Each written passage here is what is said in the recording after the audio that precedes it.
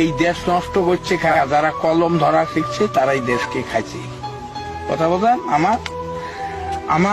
আমি পল্লী কবি, কবিতা বানাইতে আমার কবিতা তো কেউ শুনবে না, কারণ আমরা গরিব মানুষ। গরিব মানুষের কোনো দাম নাই। তা এই যুগটা হলো কি জানেন, কেয়ামতের নমুনা জানি কিন্তু মানি না, গোনাগার দুযুগী হবে সে কথাও তো শুনি না।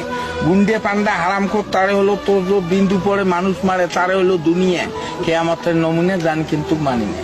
সরকারি চাকরি করে, বেতন 5,000, 50,000 টাকা মাসে খরচ দেখি তার, বাকি টাকা কেমনে আসে সে কথা আর বলি না। কেয়ামতের নমুনা জানি কিন্তু মানি না। ডিজেল ভেজাল, পেট্রোল ভেজাল, অকটেন ভেজাল, ভেজাল পদ্মা মেঘনা যমুনা, অর্থাৎ কোম্পানি ভেজাল। কেয়ামতের নমুনা জানি কিন্তু মানি না।